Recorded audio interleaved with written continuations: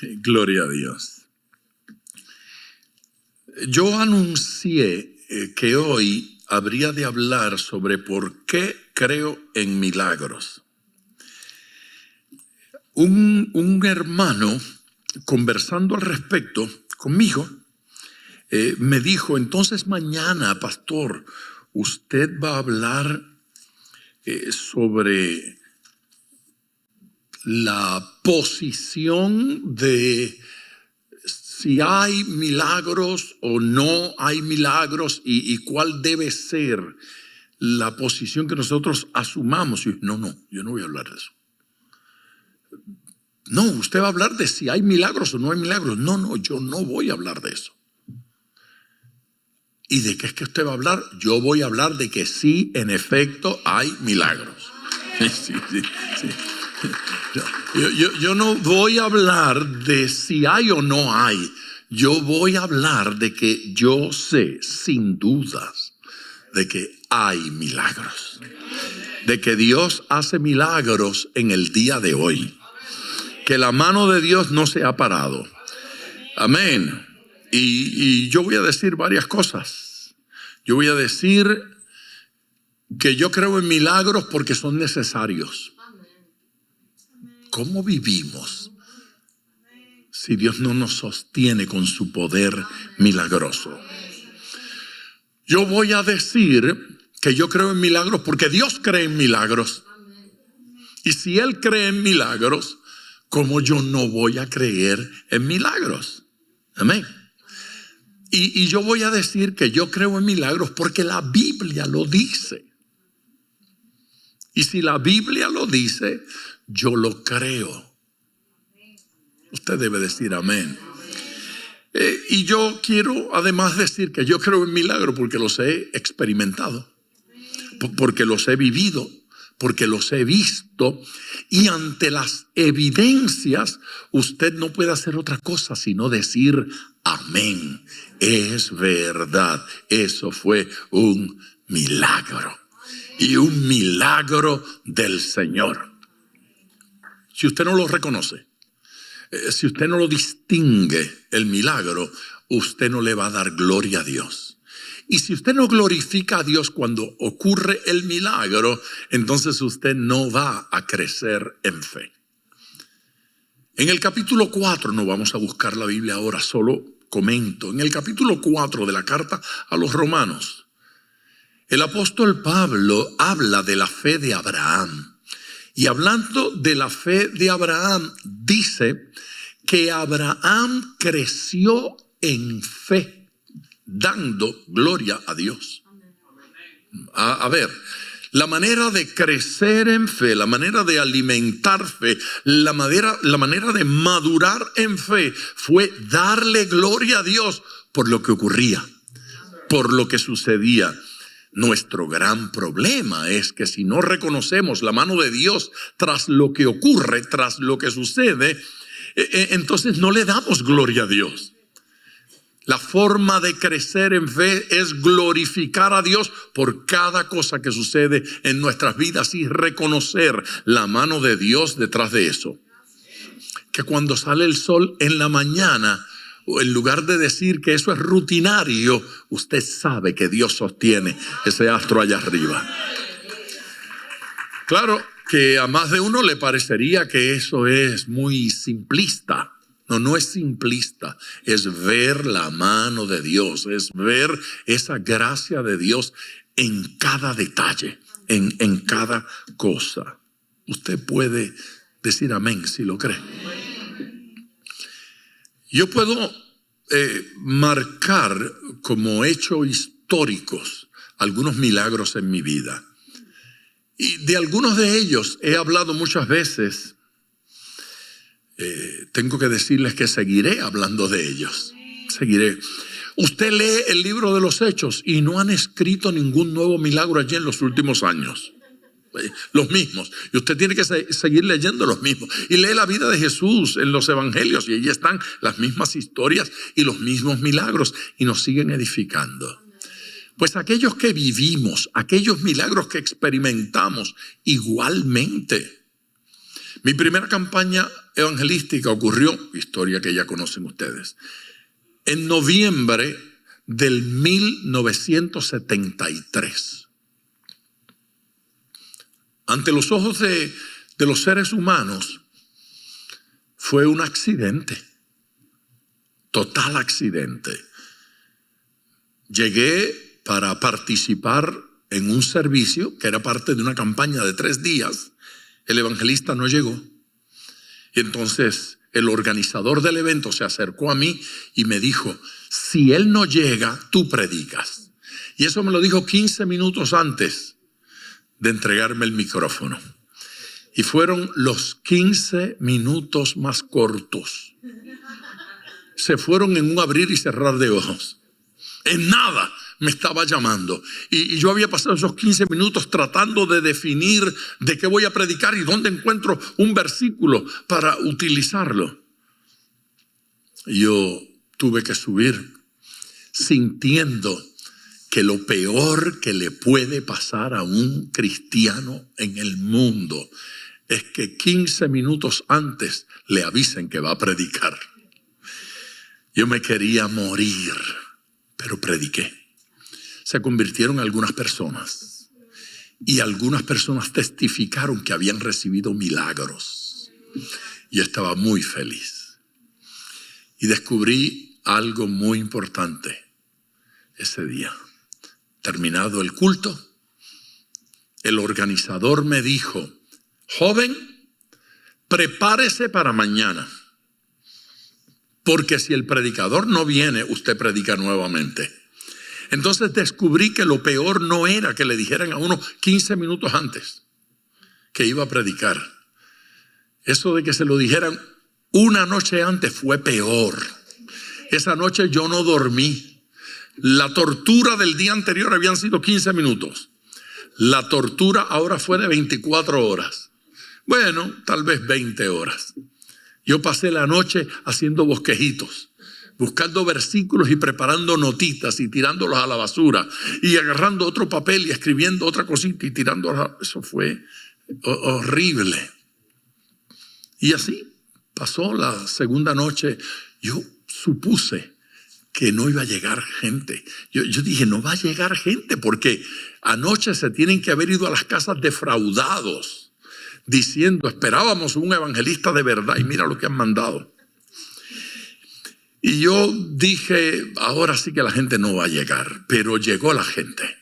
Y llegó mucha más gente que la noche anterior. Y la segunda noche se convirtió más gente que la primera noche. Y más gente testificó milagros que la primera noche. Y sucedió igual la tercera noche. La tercera noche fue un poco diferente, aunque el sufrimiento fue igual, porque cuando yo terminé de predicar la segunda noche, el organizador se paró y dijo, mañana cerramos esta campaña con el evangelista internacional. Y yo estaba atento, parece que el hermano confirmó que venía. Dijo Luis Ángel Díaz Pavón. Sí. Sergio, yo no era evangelista ni interbarrial. No era nada. Eso fue un desastre. Y yo decía internacional. Puerto Rico tiene unas islitas chiquitas que las rodean. Algunas son municipios y otras no. Sí, Vieques, Culebra, y hay otra que se llama Mono, Monito y Desecheo. Esas últimas 3 no están habitadas. Ni a esas había ido yo. Bueno, de hecho, hasta el día de hoy yo no he ido a ninguna de esas islas. No he estado allí, ni siquiera a Vieques ni a Culebra. Necesito un puertorriqueño que me lleve a conocerlas. Bueno, Dios se glorificó. Tiempo más tarde, las campañas arrancaron de allí, las invitaciones, y eso se ha mantenido hasta el día de hoy. Dios ha sido maravilloso. Amén. Diga maravilloso. Sí, Él ha sido maravilloso. Tiempo más tarde ocurrió el primer milagro que yo puedo testificar, vi ocurrir. Porque claro, la gente dice, se me quitó un dolor. Y uno sabe que se le quitó el dolor. Y no piensa que está mintiendo, pero yo no vi nada. O alguien dice, yo tenía un quiste y ya no está allí. Pero yo no vi nada. Un matrimonio, una hermana que se llama Milagros, casualmente, me invitó a su casa a almorzar después del culto del domingo. Esas son buenas prácticas de hermanos en Cristo. Fuimos a almorzar con ellos a su casa. Y estando allí, la vecina a gritos los llamaba porque su hijo estaba muy enfermo. Era un recién nacido, semanas, no sé si ya tenía un mes o dos, pero era una criaturita a quien le habían tenido que hacer un tratamiento porque el niño no podía orinar. Y entonces tenían que introducir algo para, sí, muy doloroso. Ahora nuevamente el niño estaba en la misma condición, no orinaba, y la mamá a gritos decía que el niño estaba inflamado, que no se le podía tocar el vientre, que estaba a gritos, que tenía que ir al hospital y el esposo no estaba para llevarla. Entonces pedía que los vecinos la ayudaran, la asistieran en esto. Milagro, que es una hermana muy despierta y fogosa, le dijo, claro que te ayudamos, pero vamos a aprovechar que el hermano está aquí y vamos a pedirle que haga una oración por el niño. Entonces yo oré. Y mientras orábamos, el niño comenzó a orinar. Sí.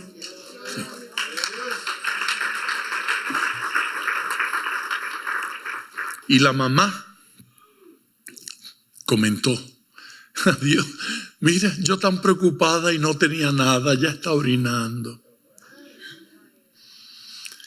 Así que decidió no darle gloria a Dios. Decidió no reconocer que el Señor había hecho un milagro. Porque así es la gente. A menudo simplemente descartan a Dios del suceso, lo borran. En ocasiones, en el momento en que ocurre, reconocen que Dios está. Pero cuando cuentan la historia unos años más tarde, simplemente borran a Dios de allí. El médico había dicho que era cáncer, pero no era cáncer, nada. Luego no encontraron nada. El día del milagro sí lo testifican, pero luego se olvidan del Señor. Eso no fue lo que hizo el padre de la fe. Abraham reconoció a Dios tras cada suceso, tras cada evento, y supo que la victoria llegaba porque Dios le daba la victoria, que la prosperidad llegaba porque Dios lo prosperaba. Amén, porque Dios estaba con él, porque Dios lo bendecía. He encontrado una fuerte resistencia a la idea de que Dios hace milagros. Claro, en algunos de los casos, porque quieren directamente negar la existencia de Dios, la realidad de Dios, y se les hace difícil aceptar que Dios existe, pero no los milagros. Así es que deciden ir contra los milagros y deciden ir contra Dios. La razón por la que van contra los milagros es porque si aceptan que lo que ocurrió es un milagro, entonces tengo que concluir que hay Dios. Y para no aceptar que hay Dios, lo mejor es negar los milagros. Es decir, no ocurrieron. Eso no es que lo entienda, pero puedo ver cuál es el razonamiento. Donde me pierdo un poco es donde encuentro gente, cristianos,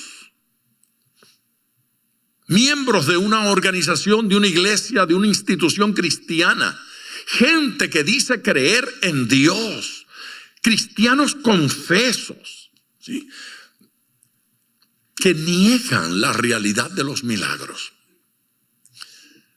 Todavía más interesante es saber que hay creyentes, teólogos y pastores que han determinado que el Señor hace milagros en ciertas épocas, pero no en otras. Y entiéndase esta época como una de esas épocas en las que Dios no hace milagros. Y regularmente cuando una persona más o menos seria postula algún criterio, yo lo tomo con mucha seriedad y voy a las escrituras a leer lo que ellos citan y a considerar la interpretación que hacen. Este es uno de los temas donde me frustro cada vez que lo hago, porque descubro que algunas, muchas y casi todas las interpretaciones que hacen son caprichosas para negar los milagros. Y son caprichosas porque están intentando pelear contra otro problema. Por ejemplo, en época de la Reforma Protestante, había dentro de la religión instituida, la religión popular, muchas manifestaciones extrañas. Que si tenían por allá una estatua que sangraba por los ojos, que había por allá en otro lugar una momia a la que le crecían las uñas y le cortaban el cabello. Por allá alguien encontró un clavo y dijo: este clavo es de la cruz de Cristo, y lo tenían allá en una caja, porque otro que habló con un ángel y el ángel le llevó le entregó una astilla de madera y era una astilla de la cruz de Cristo. Dicen algunos que si juntan todas las astillas esas que los ángeles le han dado a gente, podrían construir un Empire State Building y sobra madera.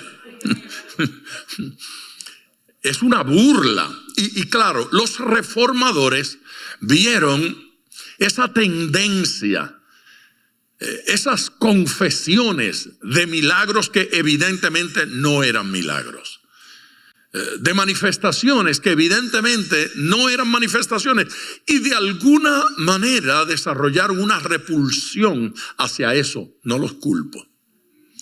Esa repulsión hacia lo falso es justa, pero la repulsión hacia lo falso debe provocar deseo de buscar lo genuino, deseo de buscar lo auténtico.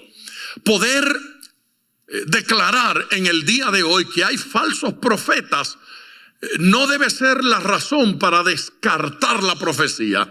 Debe ser la razón para decir: solo queremos la genuina, la auténtica palabra que viene de Dios. Llegar a la conclusión de que hay falsos milagros nos debe motivar a la búsqueda del milagro genuino y del milagro auténtico. Claro, mucha gente en esta época se va por la cosa más fácil. ¿Qué es lo más fácil? Pues buscar iglesias que se acomoden a mi criterio, buscar iglesias y grupos, o desarrollar una teología que sacie mi capricho. Entonces, en mi teología, yo decido qué cosa es importante y qué cosa no es importante. Si no me gusta orar, entonces orar no es muy importante. Si no me gusta ayunar, porque soy comelón, entonces el ayuno no es parte de nuestra dinámica y nuestra experiencia cristiana. Si no soy dado a la lectura y no quiero estudiar las escrituras, entonces descarto eso. De modo que la gente se crea ambientes musicales, ¿sí? Yo quiero este tipo de música, y con este tipo de música es que yo adoro aquello. No, eso es música vieja. Eso no me gusta. Yo soy de esta onda. Ahora tenemos ondas religiosas. Con esta música yo siento la presencia de Dios. Con aquella yo no siento la presencia de Dios. Yo tengo que cuestionar si realmente estamos hablando de la presencia de Dios o estamos hablando de gustos musicales, o si estamos hablando de estilos. La iglesia no puede caer en eso. Mirar a Jesús de cerca, leer las escrituras, leer los evangelios, nos alejaría de todo eso. Jesucristo no se caracterizó por nada de eso. Ninguno de esos elementos emocionantes y estridentes de estos días estaban presentes en la vida de Jesús. Ay, pastor, ya usted viene con esas cosas. No, mire para acá. Yo no vengo con esas cosas. El Cristo que murió por usted en la cruz del Calvario quiere que nos pongamos serios en el proceso de buscarlo a Él. Y de buscar una relación con Él honesta y sincera. Yo creo en milagros. Yo no creo en muchas de las cosas que escucho y en muchas de las cosas que gente testifica, que riñen contra la verdad bíblica. Oiga, un hermano me hizo un comentario una vez que me marcó la vida. Me dejó marcado para el resto de mi existencia. Eso ocurrió en un funeral. Me dijo ese hermano, esto hace muchos años. Me dijo ese hermano, y yo he usado ese argumento en otras ocasiones.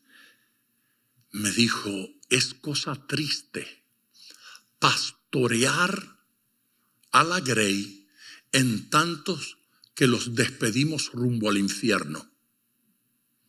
Y yo casi muero en la silla. ¿Qué usted dijo? Bueno, que si usted no le dice la verdad a la iglesia, si usted solo predica cosas que la gente quiera oír, si usted le dora la píldora para que todo el mundo esté contento, es posible que usted esté entreteniendo religiosamente a un poco de gente que si le dice la verdad se van de la iglesia, que si se les predica la Biblia ya no quieren más, que si se les lee las escrituras se aburren y lo que quieren es algo sensacional. Si usted se dedica a eso, los va a entretener religiosamente hasta que un día esté en un funeral como este, despidiendo a un miembro de su iglesia rumbo al infierno. Y eso me aterró.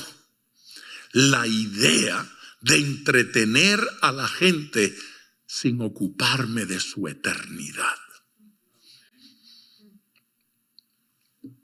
Yo vine hoy a hablar de milagros.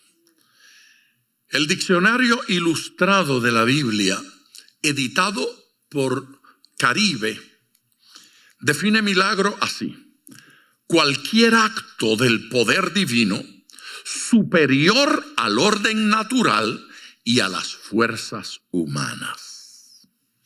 ¿Qué es un milagro? Según el diccionario ilustrado de la Biblia, cualquier acto del poder divino superior al orden natural y a las fuerzas humanas.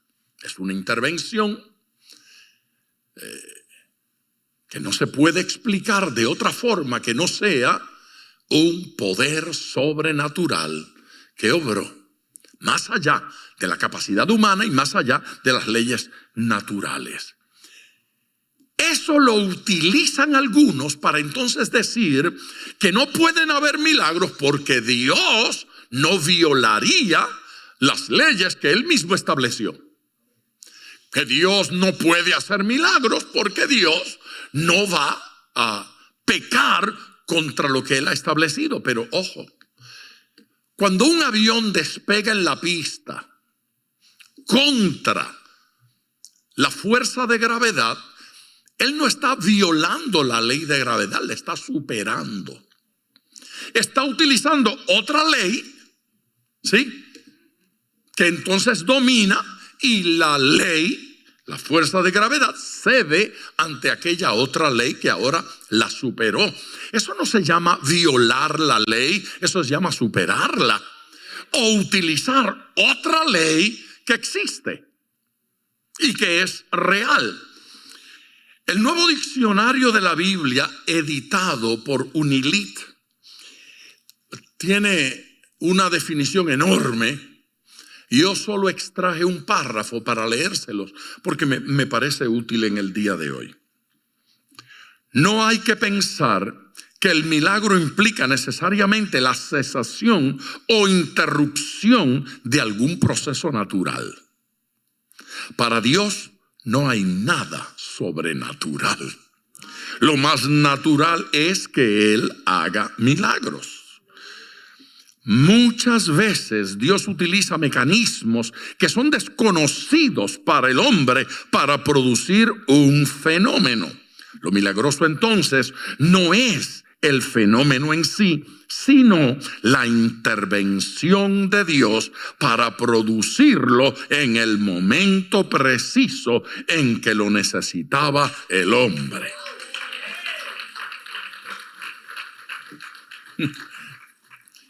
Resulta difícil decir no creo en milagros cuando creo en un Dios que creó de la nada. Donde había nada, es decir, donde no había, Él creó. Su nombre es Todopoderoso. Usted puede pronunciar ese nombre conmigo, Todopoderoso. ¿De qué estamos hablando cuando hablamos del Todopoderoso Dios? Estamos hablando de Dios sin límite, de poder sin límite, de un Dios sin barreras. Él es el Todopoderoso. Desde el Antiguo Testamento hasta el Nuevo Testamento, cruzando ambos testamentos, la Biblia está llena de milagros.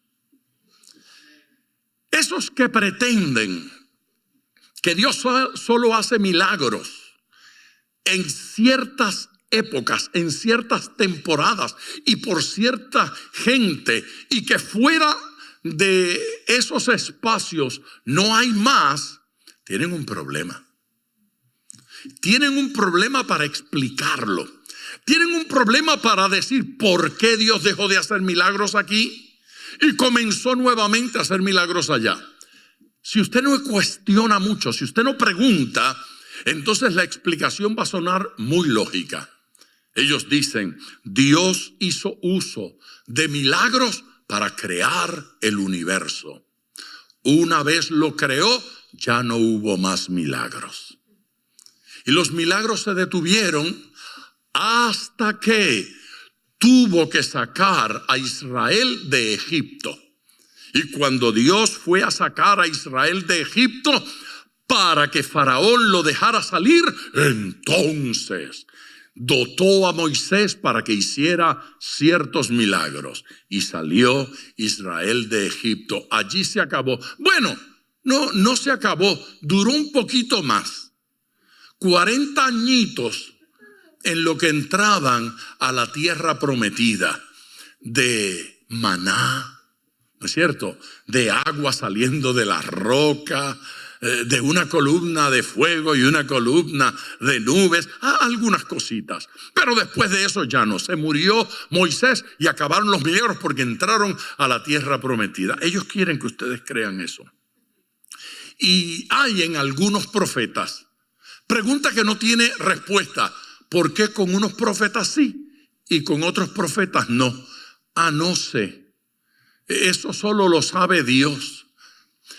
Y eso solo lo sabe Dios porque esos son caprichos de la gente. Pretender que Dios hizo milagros con Elías, hizo milagros con Eliseo, y no hay una razón aparente para que eso haya sucedido, pero con otros sencillamente no hizo milagros. No es verdad. No es verdad que Dios escoge al azar ciertos momentos para hacer milagros y se acabó. Luego ya no hubo más milagros hasta que llega Jesús. Y cuando llega Jesús, Dios vuelve a hacer milagros para probar que Jesucristo es el Salvador del mundo, que Él era, en efecto, el Mesías esperado. Hizo milagros a través de Él para convencer a la gente. Y allí se acabó. Bueno, no se acabó totalmente, porque entonces hizo milagros a través de los 12. Pero eso tuvo un propósito, establecer la iglesia. Una vez establecida la iglesia, ya no hubo más milagros. Momento, es que Pablo no era de los 12. Y el Señor hizo milagros a través de Pablo. Bueno, sí, en el caso de Pablo sí. ¿Y por qué sí? Porque Pablo escribió en las Escrituras. Entonces, los que escribieron en las Escrituras, esos sí pueden ver milagros. Eso sí. No dice nada la Biblia de milagros, ni de Judas, ni de Santiago, ni de otros. Eso no tiene explicación. Y no tiene explicación porque es un capricho. Es un capricho teológico de decir porque no me da la gana de creer en milagros. Es negar a Dios. Es negar su existencia y es negar su realidad. Permítame ir a través de la Biblia considerando argumentos que me parece que esta gente no está considerando. Hebreos en el capítulo 13 y versículo 8. El versículo dice, Jesucristo. ¿Cuántos conocen a Jesucristo? Okay. Jesucristo es el mismo ayer, hoy y por los siglos. Por favor, ayúdeme con un amén un poco más fuerte. Jesucristo es el mismo ayer, hoy y por los siglos. Ese versículo establece que Jesucristo no ha perdido poder. Tuvo el mismo poder ayer, hoy y por los siglos.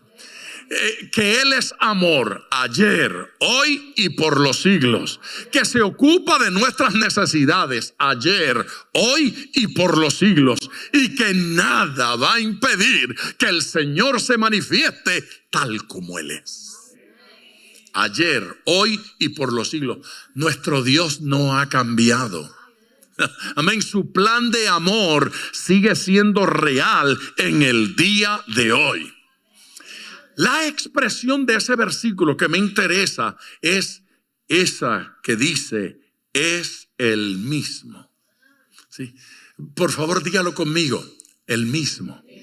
¿Sí? Es el mismo. Esa frase, esa partícula es más importante en la Biblia que muchas otras que la gente usa. Y yo pretendo demostrarlo. Así es que déjenmela aquí. Yo voy a abrir aquí un archivo y la voy a colocar aquí. Es el mismo. Y dentro de un ratito la voy a retomar para volverla a usar. Pero vaya conmigo al Evangelio de Marcos. Marcos, en el capítulo 2 y versículo 12. Dicen por ahí que eso fue otro disparate que dije, que en el sermón anterior que dije que era Mateo. Puede ser, pero cuando yo le diga Mateo, busque Marcos. En Marcos, capítulo 2, versículo 12. Entonces él se levantó enseguida. Está hablando de un paralítico que fue sanado. Se levantó enseguida y tomando su lecho salió delante de todos, de manera que todos, oiga, se asombraron y glorificaron a Dios diciendo, nunca hemos visto tal cosa. Mire lo que Jesús provocó, mire lo que Jesús deseó y provocó en ese lugar. Cuando ocurre el milagro del paralítico, cuando el paralítico se levanta, provocó una cosa que se llama asombro. Asombro, aleluya. Y provocó una cosa que se llama dar gloria a Dios. ¿Sí? Asombro y dar gloria a Dios. Dios decidió utilizar un recurso que se llama milagro para que la gente fuese asombrada y glorificara a Dios. La pregunta es una: ¿Dios dejó de querer que nos asombráramos? ¿Dios dejó de provocar que le diéramos gloria? Ya no es necesario. Mire, si alguna cosa mala le pasa al creyente es cuando deja de asombrarse por lo que tiene que asombrarse. Y cuando decide asombrarse por lo que no tendría que asombrarse. ¿Sabe? Cuando yo veo la gente en un culto que está fascinado por el individuo superdotado que toca una batería con no sé con cuántos tambores y le da con todo y suda y las greñas del cabello le saltan y se le sale el pecho y todo eso, y se le ve el tatuaje que tiene y están todos emocionados y eso ¡ay, gloria a Dios! Yo digo, están perdidos, definitivamente. Si aquí lo que le provoca a usted un gloria a Dios es que un individuo le puede dar palos a los cueros, eso, sin misericordia, estamos mal. Estamos mal. Y entonces leemos un versículo como este que tendría que hacernos saltar. Jesucristo es el mismo ayer, hoy y por los siglos. Y se quedan así porque no sonó la batería. Pastor, pero no hay batería. No, lo que no hay es conciencia. Batería siempre hay. Lo que no hay es conciencia. Entonces, cuando perdemos la capacidad de asombro, corremos peligro. Hollywood es un instrumento para que la gente pierda la capacidad de asombro. Ya no nos asombramos cuando asesinan a 40 en una película. Antes nos asombrábamos si mataban a un par. Y era muy gráfico el asesinato. Ya no. Corre la sangre. No hay tanta sangre como en no nos asombra. Eso no nos asombra. Y usted sabe que todavía es más triste. Cuando los prestidigitadores y los farsantes estos de milagros hacen cosas, hacen que tarjetas den vuelta en el aire, ¿no es cierto? Y agarran las monedas aquí y se le pasan a esta mano y una... ¡Oh! Y entonces llega a la iglesia y oran por un paralítico y se levanta y la gente dice, mira qué chévere que se lleven al pastor para Las Vegas. Porque piensan que esto es más prestidigitación y trucos, pero créame, gente, la necesidad de perdón es real. La necesidad de conocer a Jesús de manera personal es real. Real, absolutamente real. No podemos perder el asombro a la hora de adorar al Señor, a la hora de darle gloria a Dios. Y no podemos continuar en la tontería de que qué cosa nueva podemos instalar. ¡Ay, rayos láser! ¡Woohoo! Óigame, usted los dona, yo los instalo. No tengo problema ninguno, a mí no me molesta. Pero sepa que no trae salvación, no trae edificación, no provoca el cambio que necesitamos. Cuando se trata del cristianismo tenemos que ponernos serios a la hora de buscar al Señor y buscar una relación real con Él. Real, real. Y yo no sé cómo yo me hubiese sentido entre los discípulos, esos 12 señores. No sé si yo hubiese sentido que eran muy viejos para mí o muy jóvenes para mí. Yo no sé cómo yo me hubiese sentido con tantos pescadores. Yo no sé, pero yo sé que yo quiero estar con Jesucristo y no me importa de quiénes esté rodeado Él. Yo quiero estar con Él. Y yo quiero estar cerca de Él. En el libro de los Hechos, en el capítulo 14 y versículo 3. Por tanto, se detuvieron allí mucho tiempo. La razón es porque estaban predicando en la sinagoga y muchos creyeron, aunque otros se opusieron, y ellos decidieron quedar allí más tiempo para seguir predicando.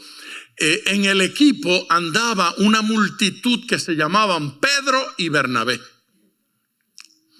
El director musical no andaba en el equipo. El coro de alabanza no andaba en el equipo. El de los fuegos artificiales no andaba en el equipo. El Espíritu Santo andaba en el equipo. Y mire, yo quisiera que el director musical fuera conmigo a todas partes del mundo. Y yo quisiera que el coro fuera conmigo a todas partes del mundo. Cuando no pueden ir, he decidido ir solo. Lo que no puedo hacer es ir a ningún lugar si el Espíritu Santo no va y no nos acompaña. Yo he visto cultos gloriosos donde el aire acondicionado no funciona, como en ciertos sitios que hacen sudar porque no lo chequean a tiempo. Yo he estado en lugares donde el aire se dañó y yo he predicado bañado en sudor. Yo he predicado en esos lugares donde simplemente no hay y tuve que predicar con el viento de frente. Aquí va una de esas historias raras. Y mire bien, mi vida, mi salvación y mi relación con Dios vale mucho como para yo inventarme una historia y contarla simplemente para emocionar a la gente. Pero yo estaba en el Ecuador predicando. No había aire acondicionado. Las puertas al frente eran enormes, enormes. Unas gigantescas puertas. Puertas que como el lugar era tan pobre, las levantaban entre 4 hombres y las quitaban y quedaba esa cosa abierta ahí inmensa. Estaba predicando. La brisa entraba de allá hacia acá. Mi esposa sabe, yo no puedo tener un abanico porque despierto ronco que no se me entiende lo que hablo. Yo no puedo. Cuando los pastores ponen un abanico en el altar, yo digo, no, mira, mejor que me hace yo aquí del calor. No me pongas eso porque me deja sin voz. Así que yo no puedo. Mi garganta no es muy fuerte. Esa brisa entraba. Yo estaba predicando y minuto tras minuto yo sentía que mi voz se iba apagando. Estaba haciendo fuerza para predicar y en determinado momento le pido a la gente que alabe a Dios. Batan sus palmas, denle gloria. Y ahí se fue. Y mi voz se apagó totalmente. La gente estaba alabando y suponían que yo estaba en una experiencia mística. Así es que todavía se emocionaba más. ¡Ay, santo! Estaba todo el mundo entusiasmado alabando y yo estoy moviéndome y tratando de hablar y no salía nada. Se fue totalmente. Y yo dije, quebré una cuerda, me agarré las membranas por bruto. Yo dije, yo hice una salvajada. Y trataba de hablar y no salía nada. Y yo seguía con la cabeza inclinada, mirando al suelo. Y la gente estaba entusiasmada. Porque creían que yo estaba teniendo una visión, una revelación de Dios. No, yo estaba temblando. Porque dije, quedé mudo. De aquí al médico y solo Dios sabe cuándo vuelva a hablar. Y en eso le digo al Señor, pero cuando menos déjame terminar este sermón. Cuando menos, Señor, déjame terminar, orar por la gente y después me dejan mudo. Si eso es lo que me merezco. Y yo sentí que el Señor tocó mi garganta. Y cuando abrí mi boca, estaba en perfecto estado. No es que pude hablar. No es que pudo sonar algo. No. La garganta estaba totalmente restaurada. Y yo estaba hablando mejor que cuando comencé el sermón. Y terminé en perfecto estado. Y es bueno saber que Dios hace milagros. Yo llegué a este edificio donde ustedes están hoy. Fui a mi oficina, que es donde la tengo ahora. Tuve un absceso de tos. Entré al baño a toser y tosí con tal fuerza que quedé sin voz. Domingo, como hoy. Pero quedaba un poquito. Se oía así. Literalmente. Se oía así. Literalmente. Yo le hablé a mi secretaria y dije, mire cómo quedé. Y ella se aterró. ¿Qué pasó? Era Glenda. Ella, ¿qué pasó, pastor? Yo dije, yo no sé. Yo entré al templo, me senté allí, ahí estaba un hermano que se llama Jonathan Domínguez. Y le dije, Jonathan, se me dañó la voz. Y usted tiene que predicar. Sí. Busque un versículo y vaya preparándose. Y él dijo, Dios mío. Bueno, yo subí aquí. Abrí la Biblia. Le dije a la gente que estaba sin voz, pero que quería leerles un versículo. Y leí el versículo. Y prediqué unos 20 minutos así, como fingí hace un momento. Terminé, hice una invitación y oré por la gente. Y me fui. Para entonces solo teníamos un culto en domingo. Así es que yo terminé y me fui. Un hermano fue a la oficina a hablar conmigo. Y me dijo, pastor, no se preocupe, usted va a recuperar la voz. Bueno, yo creo que Dios me va a arreglar la garganta. Sí, Dios lo va a hacer. Porque usted no sabe, pero yo le voy a decir por qué a usted le pasó lo que le pasó. Mi hija es atea.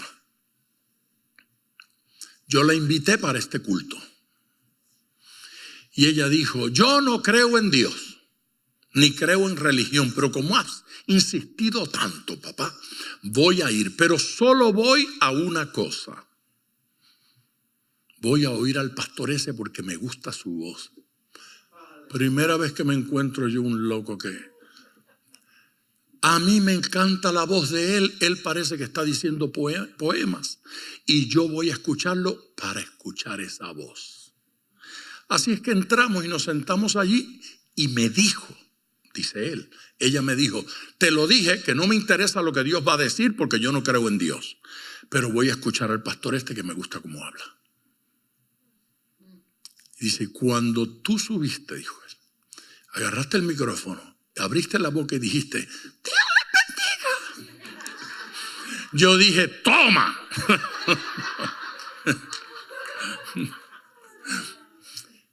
Esa mujer en el entierro de su padre se acercó a mí, me abrazó y dijo, lo que sucedió en aquel culto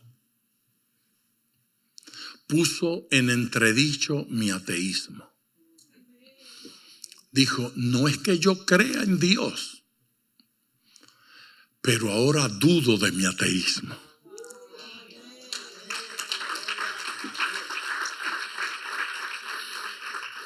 La única razón por la cual le cuento esas dos experiencias es porque la una fue una experiencia de sanidad en mi garganta. La otra parece haber sido un milagro de dañarme la garganta.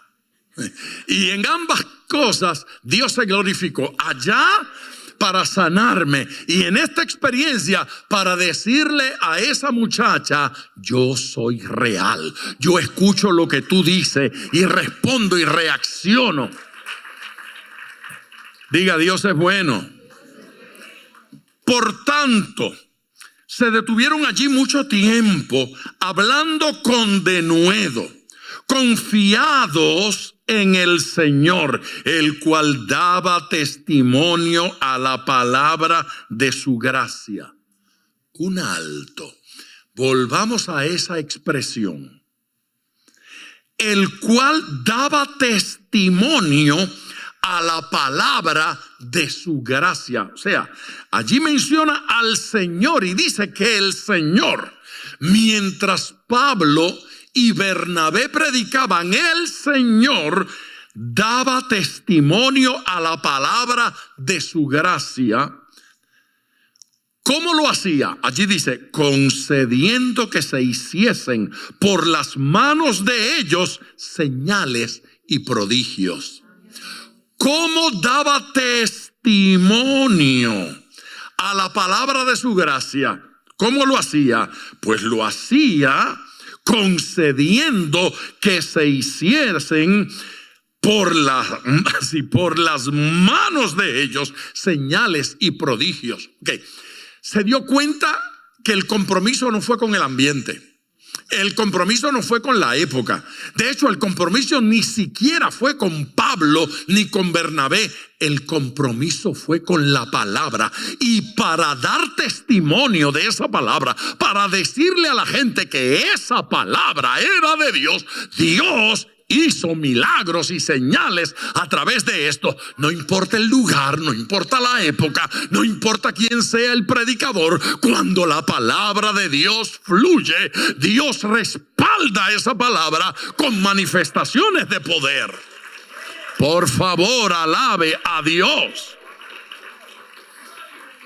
Si le resulta medio rara la expresión que la Reina Valera 60 utiliza, el cual daba testimonio a la palabra de su gracia, mire esto: la Nueva Versión Internacional traduce esa frase como quien confirmaba el mensaje de su gracia haciendo señales y prodigios.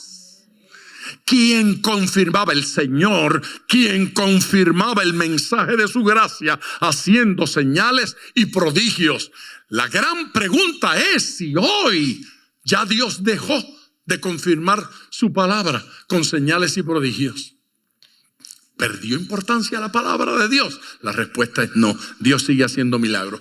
La Nueva Traducción Viviente traduce la misma expresión así: y el Señor demostraba que el mensaje era verdadero al darles poder para hacer señales milagrosas y maravillas. La intención divina en el caso de Jesús fue que supieran que Jesucristo era el Mesías. Pero en el caso de los predicadores es lograr que la gente sepa que ese mensaje es de Dios, que eso es lo que dice el Señor, que esa palabra que se está predicando es genuina, es auténtica. Esos teólogos o esos filósofos que pretenden que los milagros son incompatibles con la naturaleza porque violan lo que Dios ha hecho, lo que Dios ha establecido, tendrían que leer la Biblia nuevamente. Fíjese lo que dice Colosenses, o Pablo a los Colosenses, capítulo 1, versículos 16 y 17. Porque en él, entiéndase, en Dios, en el Señor, en Cristo, en Dios. Porque en él fueron creadas todas las cosas. ¿Cómo? ¿Dónde fueron creadas? ¿Y dónde estaba Dios? En él. ¿No había espacio? No había espacio. Dios creó el espacio. Pastor, no entiendo eso, ni yo.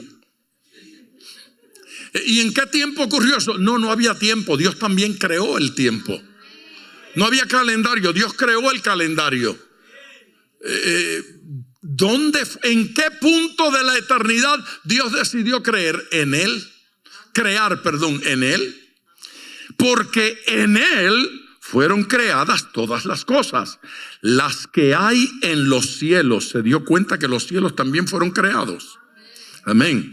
Y las que hay en la tierra, las visibles y las invisibles, tanto lo visible como lo invisible fue creado por Dios.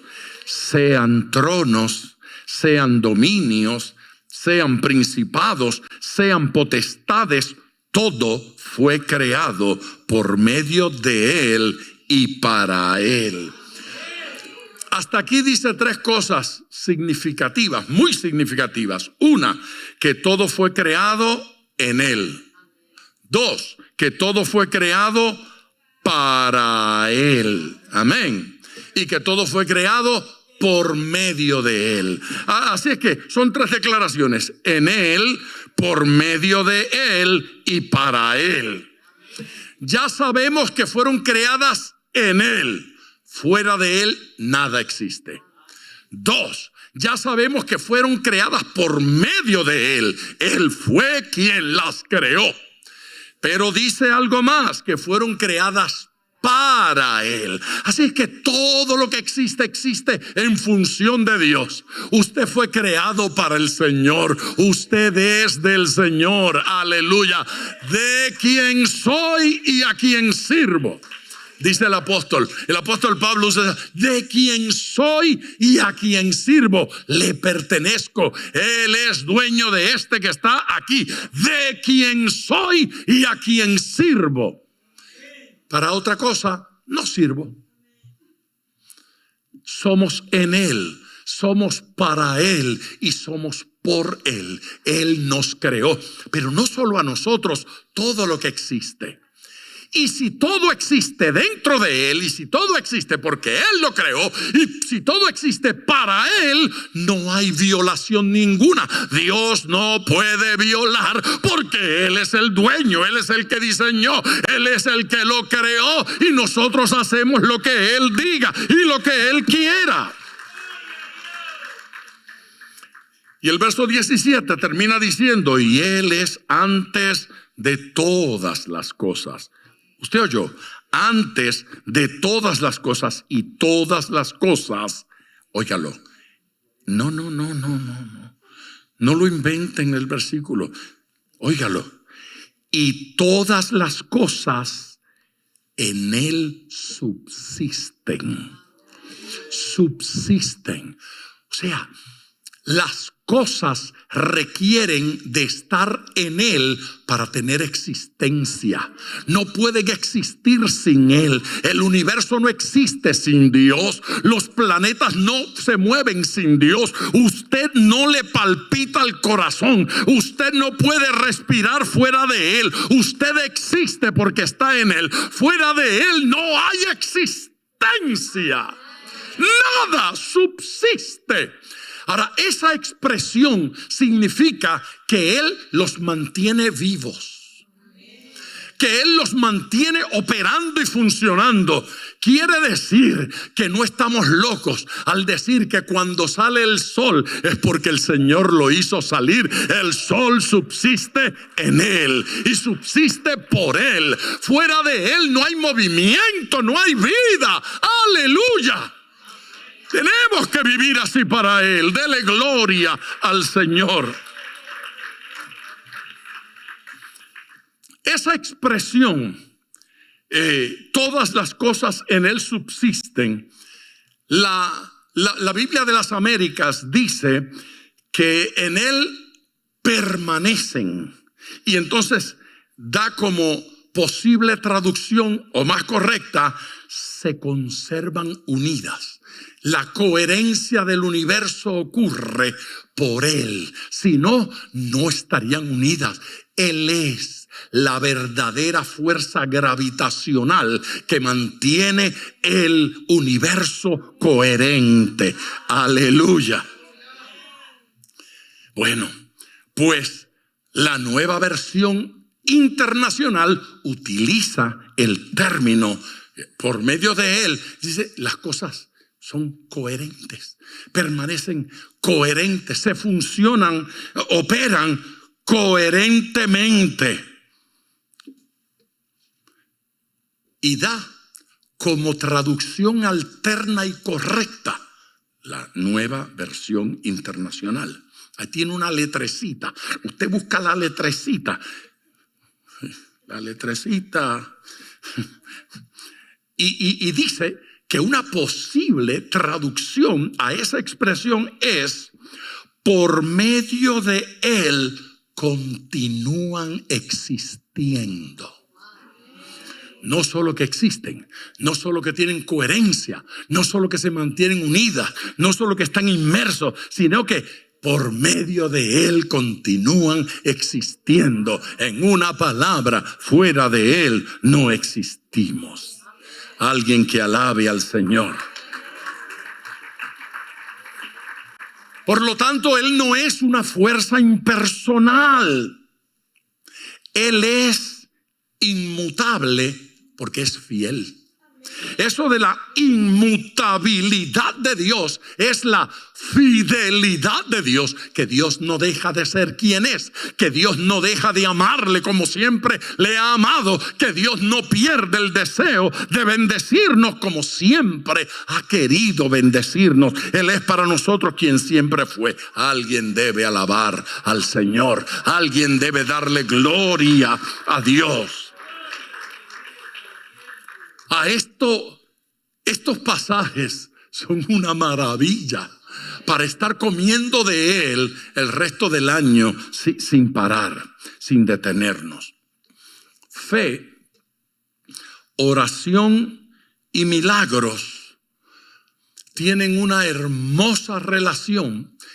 Y me parece que en ese versículo que había yo citado mal esta mañana, de Mateo 21 y el versículo 22, se pone de manifiesto. Se los leo.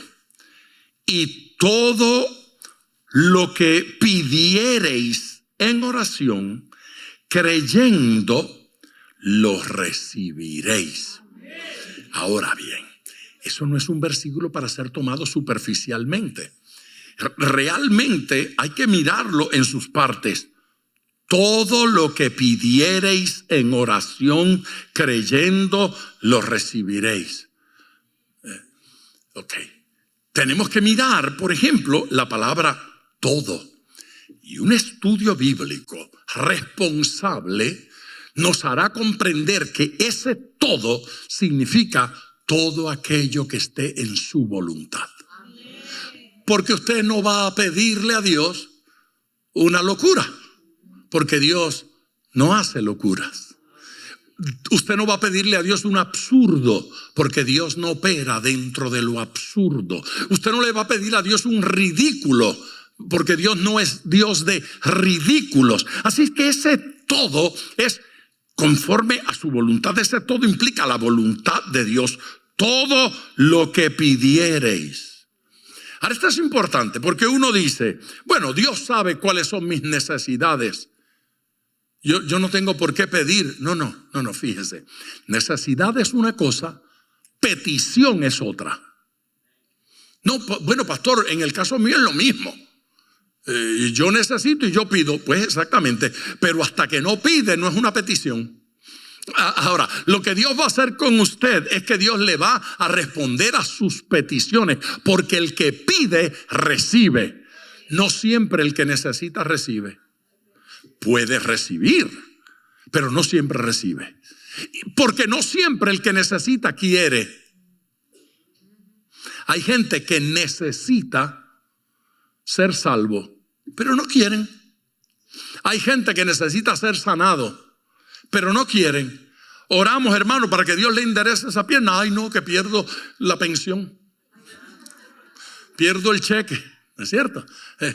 La gente a veces necesita cosas, pero no la quiere. Así que toda necesidad no es una petición. Dígale a un borracho, dígale, voy a orar para que se te quite la borrachera. Muchacho, me costó como 40 pesos. Y yo, ¿para qué? No quieren. Lo necesitan sobriedad, necesitan dejar el vicio, necesitan arreglarse, pero no quieren. No quieren. Así es que no toda necesidad es una petición. Allí dice todo, amén, lo que pidiereis, o sea, toda necesidad que la convierta en una petición. Amén. Así que defina lo que necesita y conviértalo en petición. Dice, en oración. Así es que hay gente que pide sin orar. ¿Ha visto gente que en lugar de orar exigen? ¿Sí? Pelean con Dios. Mira. No voy a decir lo que pensé.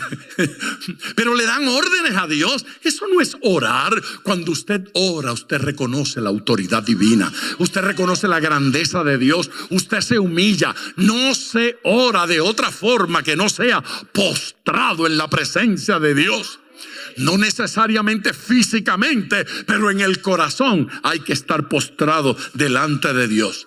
La oración tiene actitud de súplica. Reconoce al Todopoderoso. Y entonces dice, creyendo. No puede perder ese elemento, porque sin fe no hay respuesta. Se requiere fe de nosotros. Fe es un requisito. El mundo se encarga de enseñarle a dudar. No tengo tiempo para eso. No me interesa leer libros de dudas. No me interesa alimentar argumentos de duda. A mí nunca me ayudó a dudar. Dígame que a usted le ayudó. Nunca me ayudó a dudar. Me ayudó a creer. Me ayudó a confiar en Él. Así es que yo quiero hablar y oír y leer cosas que me enseñen a creer. Aleluya. Que me enseñen a lograr en Dios lo que necesito realmente. Creyendo. Requisito es fe. Termina diciendo, lo recibiréis. Se dio cuenta que cierra con una promesa divina. Lo recibiréis. Se lo voy a dar. Lo voy a hacer. Dios lo promete. Esa es su promesa. Yo lo voy a hacer. Gloria a Dios. Mire, diga conmigo, es para hoy. Esto es para hoy. Esto no es para el pasado. Para la creación, no. Para el tiempo de Moisés, no. Los profetas, no. Jesucristo, los apóstoles, no. Esto es para hoy. Yo tengo que enfrentar a los que no creen en milagros y decirles, ¿cómo es que ustedes pueden ser tan caprichosos de tomar un sermón de Jesús a los discípulos y decir, ese nos aplica? Y agarra otro y decir, ese no nos aplica. ¿Cómo es eso? ¿Cómo es que voy a elegir lo que de Dios voy a respetar y lo que no voy a respetar? Yo decido.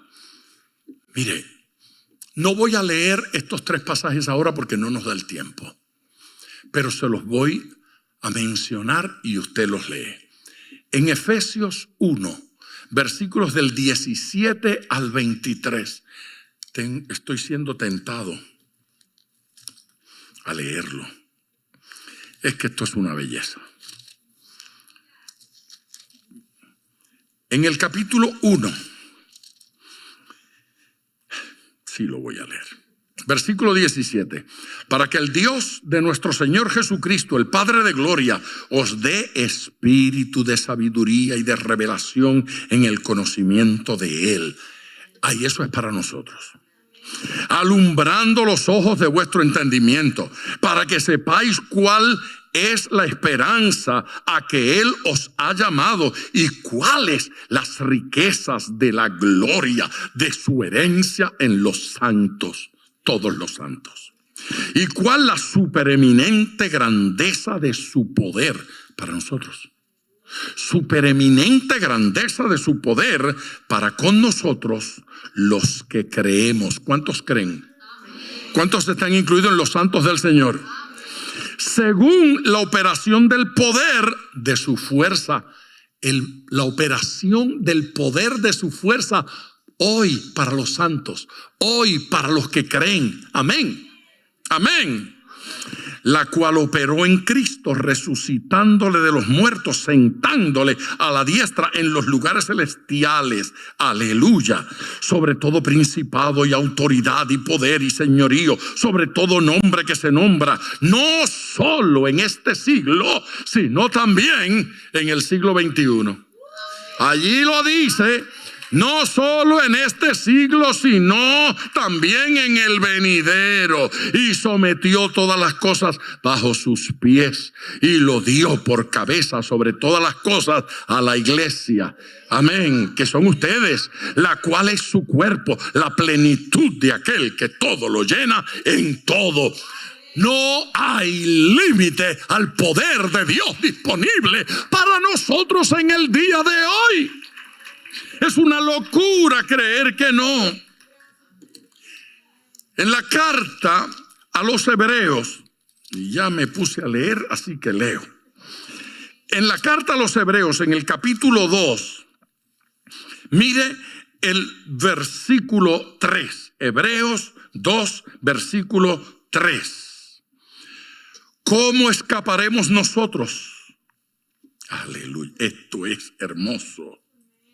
Si descuidamos una salvación tan grande, la cual habiendo sido anunciada primeramente por el Señor, nos fue confirmada por los que oyeron. Los que oyeron nos escribieron. Allí está la función. Y nos llegó el mensaje. Testificando Dios juntamente con ellos, con señales y prodigios y diversos milagros, repartimientos del Espíritu Santo según su voluntad. Si la repartición de ese Espíritu Santo es para nosotros hoy, los otros beneficios también son para nosotros hoy. Amén. Hoy. Luego, nosotros debemos terminar mirando en el capítulo 12 de la primera carta a los Corintios un énfasis que pocas veces, si alguna, se hace. Solo leo capítulo 12, solo leo del versículo 4 en adelante. Mire dónde está el énfasis del pasaje. Ahora bien, hay diversidad de dones. Los dones son diversos, ¿no es cierto? Esto es para la iglesia hoy. Pero el Espíritu es el mismo. Y hay diversidad de ministerios. Pero el Señor es el mismo. Hay diversidad de operaciones. Pero Dios, que hace todas las cosas, es el mismo. Pero a cada uno le es dada la manifestación del Espíritu para provecho. Porque a este es dada por el Espíritu palabra de sabiduría. Todos dicen que eso es para hoy. A otro, palabra de ciencia según el mismo Espíritu. Todos dicen que eso es para hoy. A otro, fe por el mismo Espíritu. Allí comienzan a cancanear. No, porque si tiene fe, es posible que se desafíe un milagro. Pero ¿cómo es que la palabra de ciencia, conocimiento, es para nosotros, pero la fe no?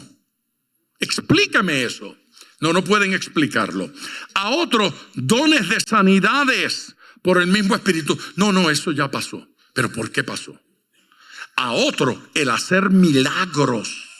A otro, profecía. A otro, discernimiento de espíritus. A otros, diversos géneros de lenguas. A otros, interpretación de lenguas. Pero todas estas cosas las hace uno y el mismo Espíritu, repartiendo en presente continuo, repartiendo, no que repartió, no que repartirá, sino que sigue repartiendo a cada uno en particular como Él quiere.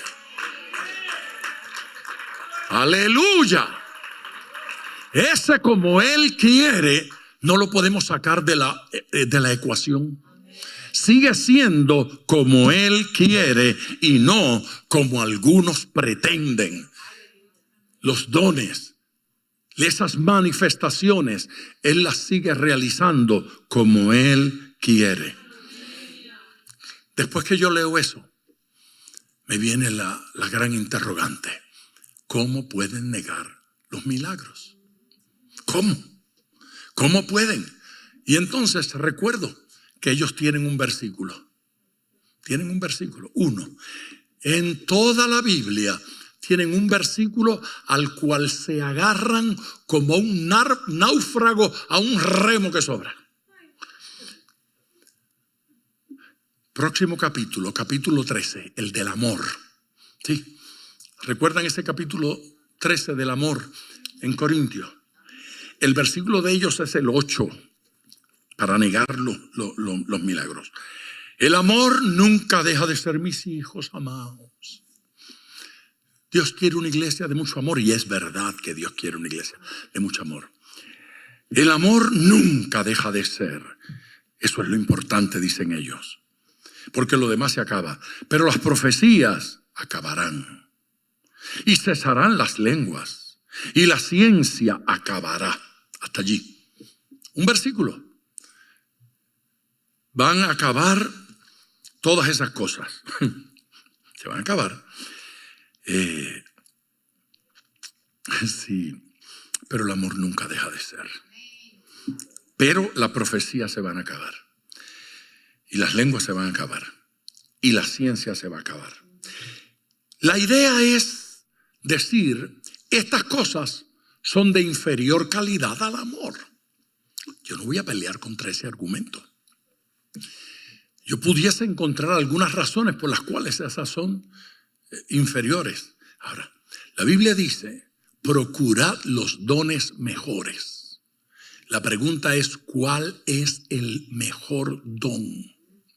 La respuesta, el mejor don es el que necesito hoy. ¿Ve? Porque si usted necesita liberación de demonios y llega un hermano con don de sanidad divina, usted se queda endemoniado. Sí, porque usted necesita a alguien que eche fuera demonios. Ahora, una persona está enferma y llega un hermano con profecía y le dice cosas bonitas, pero se queda enferma. Entonces, el don útil y el necesario, pues es donde está la urgencia hoy. Donde hace falta lenguas, pues lenguas. Pero 10 hermanos hablan lenguas, nadie interpreta. ¿Cuál es el mejor don? La interpretación, porque ese es el que hace falta. Conforme a necesidad, nosotros definimos qué es mejor o no. No ponga a reñir los dones, porque no están allí para reñir. Ahora dice allí que el amor va a permanecer, pero que las profecías se van a acabar y cesarán las lenguas y la ciencia se acabará. Y es verdad, todo eso va a terminar. Pero haga la pregunta, ¿cuándo? Por favor, pregunte conmigo, ¿cuándo? Hay que preguntarles cuándo. Y cuando ellos arman ese lío, entonces yo me torno cínico. Mi amigo, el doctor Enrique Guan, en Ecuador, discutíamos este pasaje. Tú tienes que comprender que el amor va a permanecer. Las profecías se acaban. Las lenguas se acaban. La ciencia se acaba. Y yo le dije, a ver, Juan, lo que usted me está diciendo a mí es que ya usted ha madurado tanto que ya no necesita profecía, que ya no necesita lenguas. Usted me está diciendo a mí que usted es tan maduro. Bueno, yo no he dicho eso, eso es lo que usted dijo. Usted está diciendo que la iglesia de hoy ha madurado tanto que ya no necesita revelaciones, que ya no necesita lenguas, que ya no necesita milagros, que ya no necesita manifestaciones de Dios, porque ya entró en esa dimensión del amor. Eso es lo que usted me está diciendo. Usted se atreve a afirmar ese disparate, porque fíjese bien, para usted decir semejante cosa, entonces usted tiene que decir, yo en mi inmadurez pasé a través del capítulo 12. Hablé lenguas, sané enfermos, eché fuera demonios, tuve fe, hice todas esas maravillas, maduré, entré en una dimensión de amor y perdí todo lo otro. ¿Eso le sucedió a usted? No, yo no he dicho que eso me sucedió. Entonces no hable locuras. No hable locuras. Porque mire lo que dice el versículo 9 y el versículo 10, por favor. Porque en parte conocemos y en parte profetizamos. ¿Cuántos ya no conocen en parte, sino que conocen perfectamente? ¿Cuántos de ustedes ya conocen perfectamente y no en parte? No es posible que aquí en la tierra haya uno que diga, ya yo conozco plenamente. Porque la Biblia dice que allá, aquel día, conoceremos como hemos sido conocidos. Eso es allá conoceremos como hemos sido conocidos. Porque en parte conocemos. Pablo se está incluyendo. Pablo dice, yo en parte conozco y en parte profetizamos. Mas cuando venga, ¿cuándo es? Diga, cuando venga.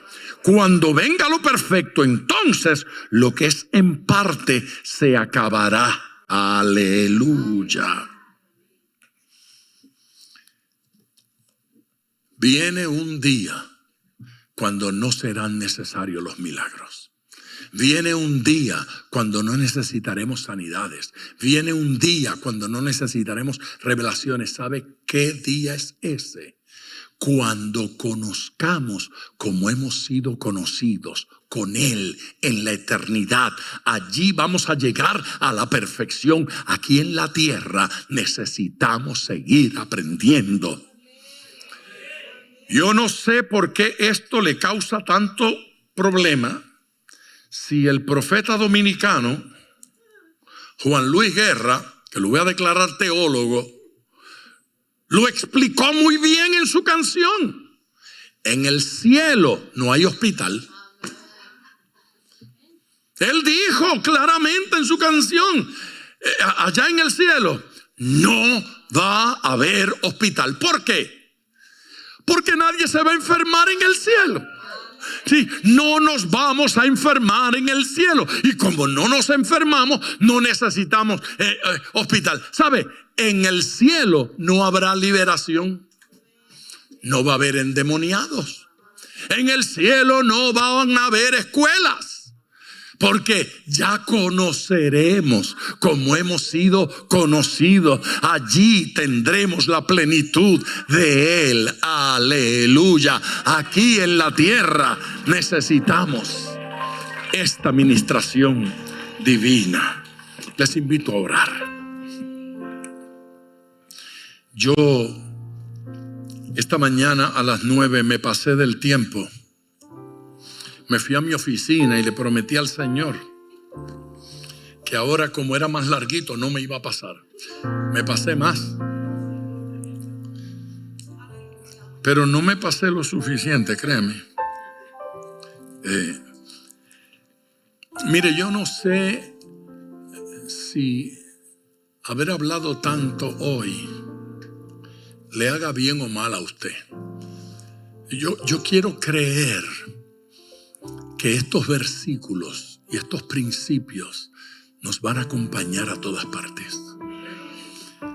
Yo quiero creer que estas poderosas verdades van a ser compañeros en nuestras vidas. Hay una razón poderosa para creer en milagros. Y esa razón es que necesitamos continuar dependiendo de Él. Necesitamos continuar dependiendo de su poder. Necesitamos continuar dependiendo de su gracia. Las necesidades provocan algo bueno en nosotros. Y es que provocan dependencia. Ve, el que nunca le duele nada, el que nunca tiene un problema, llega el momento que lo da todo por sentado. Voy al cielo, voy y se pone todo frío, impersonal. De vez en cuando nuestros cuerpos son tocados. De vez en cuando nuestras circunstancias, de vez en cuando nos sacude y nos estremece el Señor o quien Él permita que lo haga, para que corramos a los pies de Él y le digamos al Señor: te necesito, Señor. Y le digamos al Señor: tú eres más importante para mí que el milagro. Dígale al Señor: mira, Señor, yo creo en milagros, pero confío en ti. Dígalo, por favor: creo en los milagros, pero confío en Dios. Mi confianza está en Dios, no está en los dones. Mi confianza está en Dios, no está en los milagros. Mi confianza está en Dios, no está en la riqueza. Dígalo: creo en milagros, pero confío en Dios. Confío en Dios con todas mis fuerzas. Dígale: confío en ti con todo el corazón. Dígalo, dígalo, dígalo. Repítalo, repítalo, repítalo: Señor, confío en ti con todo el corazón. Dígale: confío en ti con todas mis fuerzas. Dígale: confío en ti con todo mi ser. Aleluya. Hay diversidad de dones, pero el Espíritu es el mismo. De operaciones y de ministerio, pero Dios es el mismo. Él no cambia. Aleluya. Él es el mismo. Él es el mismo. Él es el mismo. Lo dice el apóstol Pablo en esa carta a los Corintios una y otra vez. Y lo dice el escritor de la carta a los Hebreos con fuerza. Jesucristo es el mismo ayer. Jesucristo es el mismo hoy. Jesucristo es el mismo por siempre, por los siglos de los siglos. Esto fue para el primer siglo. Esto fue para el segundo siglo. Esto es para este siglo. No me diga que los milagros ya no son, porque hay tantos momentos en los que necesitamos un milagro. No me diga que las sanidades ya no son, porque hay tantos momentos en los que necesitamos una sanidad. No me diga que la revelación ya no es, porque entonces estamos abandonados. Que el poder de Dios ya no es para nosotros. Si en Él somos, si en Él subsistimos, si en Él vivimos, si en Él, en Él, en Él, y fuera de Él no hay nada, nada, nada. Aleluya. Dígale al Señor: en ti vivo, Señor.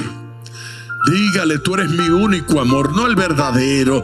Dígale: tú eres mi único amor, tú eres mi único amor. Dígale: tú eres mi único amor. El Señor de quien soy y a quien sirvo. Dígale: tuyo soy, te pertenezco. A ti te sirvo, Señor. A ti te sirvo, Señor.